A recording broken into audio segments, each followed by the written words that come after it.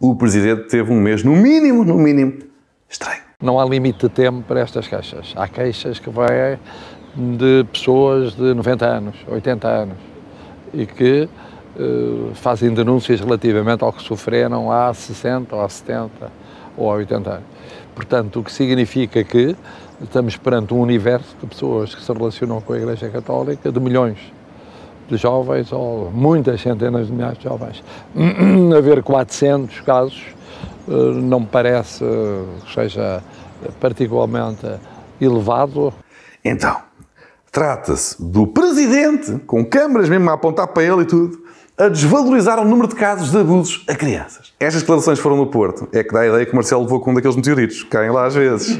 Após uma onda de críticas, Marcelo amoou e chamou a RTP lá à casa para dizer que não estava amoado. Os deputados têm a liberdade de formular críticas e o Presidente não pode amoar, nem pode reagir como se não fosse democrata. Aceita. Não se sente incómodo com essas críticas que surgem também de todos os partidos? Não sinto. A democracia é isso. Amoado? Não estou. Disseste que ligavas e não ligaste. Não faz mal, não. Vivemos em democracia. Quiseste jogar certas com os teus amigos, tudo bem. Vais jogar certas com os teus amigos. Mas nestas declarações, Marcelo ensaiava já o chamado vira ao bico ao prego. Eu acho curto o número de 400 e tal. Parece que isso desvaloriza este número de denúncias, Sr. Presidente. Valoriza imenso. Eu acho curto, porque se quer a minha convicção, há muitos mais. Portanto, não é uma desvalorização. É precisamente o achar que, infelizmente, as minhas expectativas eram muito superiores, e se ficou. E ainda bem que ficou em 400 casos. Portanto, quando Marcelo disse que 400 é pouco, é porque ele acha que há mais. Atenção, não é desvalorizar. Contudo, como desconfiava de que haveria mais, ainda bem que se ficou apenas pelos 400 casos. Isto faz algum sentido? Não. Pois não. Se achas que há mais, ainda mal que só foram descobertos estes. Não é? Percebendo que ainda tinha uma boa parte da pata na poça, Marcelo voltou ao tema, novamente. A minha intenção não foi ofender quando disse o que disse, mas se porventura entenderam uma que seja das vítimas que está ofendida, eu peço desculpa por isso, porque não era esse o meu objetivo. Para fazer aquele pedido de desculpa de quem não quer realmente pedir desculpa, não é? Ouçam, se vocês são burros e não perceberam o que eu quis dizer, então peço desculpa. Então eu Portanto, fica novamente uma dúvida em cima da mesa. Tentou Marcelo desvalorizar os abusos da Igreja ou todas as pessoas do mundo perceberam mal? Digamos que perante casos tão grotescos como o de abusos sexuais a crianças, o mínimo que se pode fazer é dar o benefício da dúvida a Marcelo. Não há bem nenhum motivo para assumir que um Presidente prefira defender a honra da Igreja em vez de se focar no ataque ao problema. Certo? Agora, se um gajo, inteligentíssimo, é um orador de eleição, é um perfeito tribuno, como é Marcelo Rebelo de Sousa, demora uma semana e 3 declarações distintas para fazer passar uma mensagem tão clara e evidente como abusos maus e investigação do a quem doer. Boa!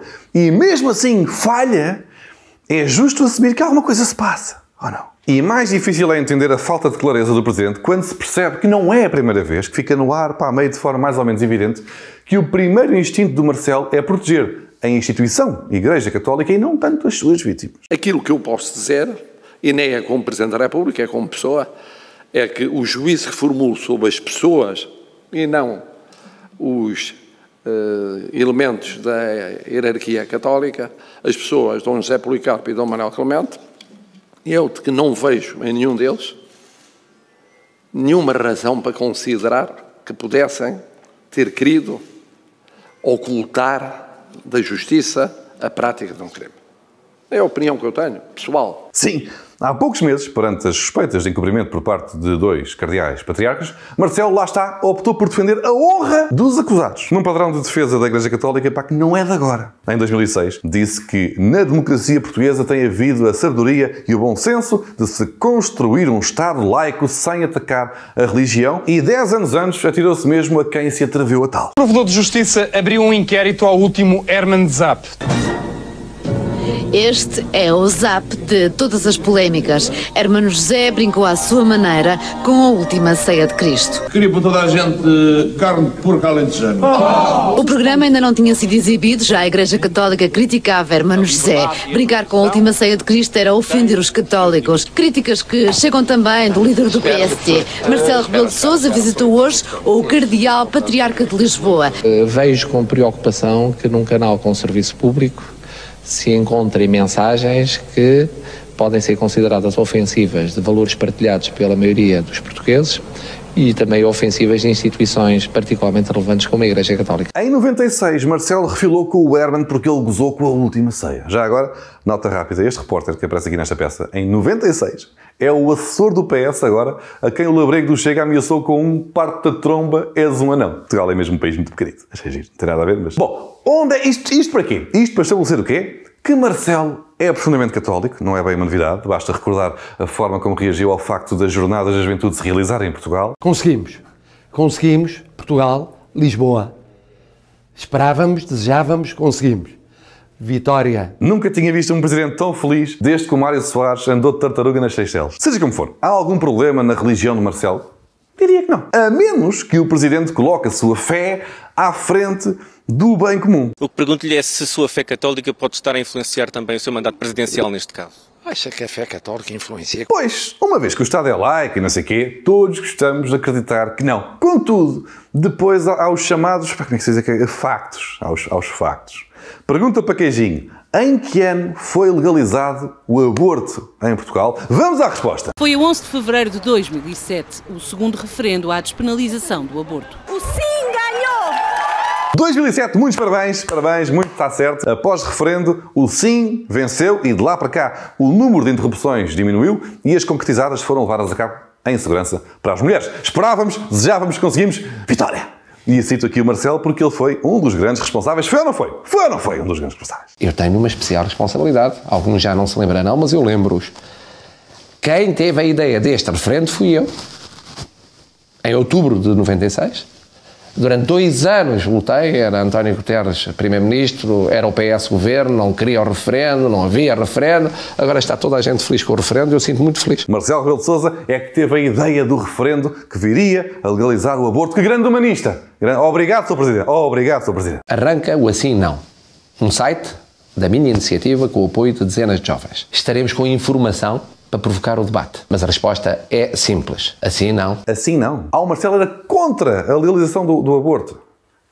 Pronto, mas pelo menos ele é um gajo inteligente, tinha, certamente, ótimos argumentos. Isso aí, de certeza. No outro prato da balança, temos uma livre escolha da mulher por nenhuma causa justificativa. Um incómodo momentâneo, uma mudança de residência, uma depressão ligeira, um estado de alma inconstante.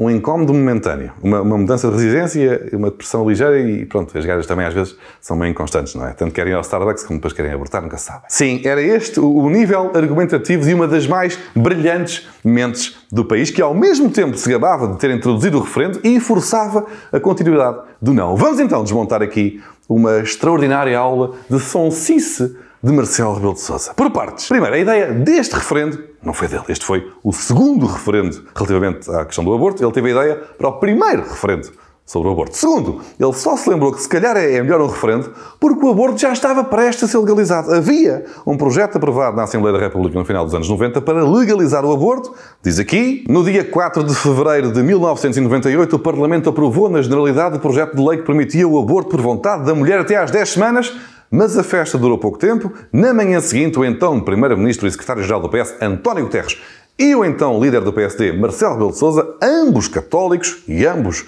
com posições assumidas contra a despenalização, esqueceram as clivagens partidárias e surpreenderam todos ao anunciarem um acordo para sujeitar a matéria a referendo. Outra pergunta para Queijinho: em que ano poderia ter sido legalizado o aborto em Portugal? 1998, exatamente. Se o aborto ia ser legalizado em 98. Contudo, Marcelo Rebelo de Sousa, então líder do PSD, conseguiu convencer na altura o Primeiro-Ministro António Guterres, o outro conhecido beato, a não aprovar logo o projeto, mas sim levá-lo antes a referendo, onde pelo menos ainda há a hipótese daquilo ser chumbado. Ou seja, A ideia do referendo nunca foi para defender o bem-estar, a saúde das mulheres. Pelo contrário, foi apenas a forma encontrada para que esse direito não lhes fosse atribuído. No fundo, o Marcelo foi aquele jogador que defendeu a bola com a mão, porque senão ia ser gol do adversário. Tudo bem que é penalti e tal, mas o penalti pode não dar gol. E foi exatamente o que sucedeu.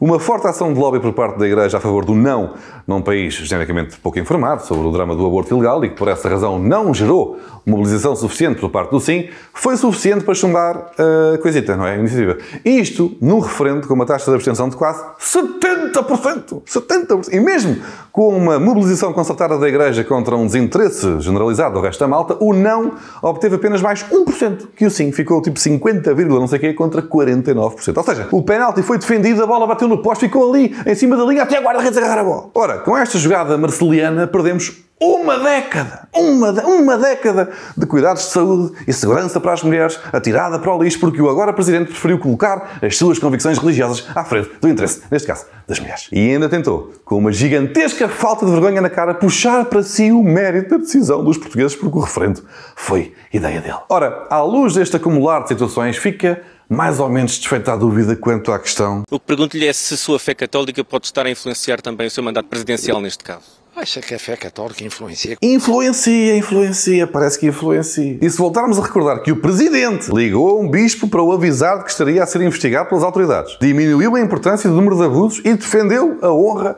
dos mais altos cargos da hierarquia católica por palpite pessoal, lá coisa lá dentro. É justo concluir que ele poderá não estar propriamente a contribuir para que uma vítima se sinta confortável em denunciar a sua situação de abuso, não é? Imagina, és uma pessoa adulta, tens este trauma no teu passado e vês figuras paternais protegidas e acarinhadas pelas próprias comunidades, inseridas numa instituição com regras próprias que escolheu o caminho da autopreservação e da mentira, que recusou durante décadas colaborar com as autoridades e atacou as próprias vítimas, criminosos respaldados pelas maiores figuras da nação. E tu nem tens bem provas e o crime até já prescreveu.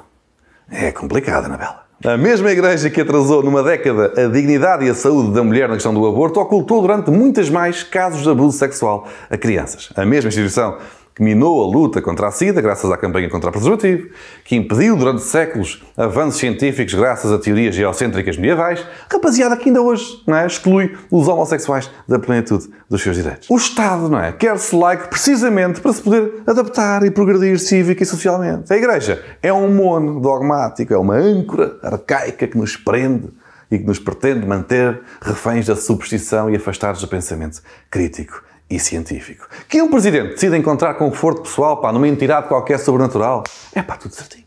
Que a primeira figura do Estado abdique da razão e subtraia uns bons 90 pontos ao QI para colocar em primeiro lugar uma instituição anticientífica irracional à frente do bem comum só para garantir o seu lugarzinho no céu, tudo erradinho. E mesmo dando barato que nos seus 2 mandatos a primeira viagem oficial de Marcelo foi sempre ao Vaticano, uma coisa é certa. Quando em funções, um Presidente tem mesmo de se comportar como um Presidente da República e não como um neto bastardo do Barão de Sacavém.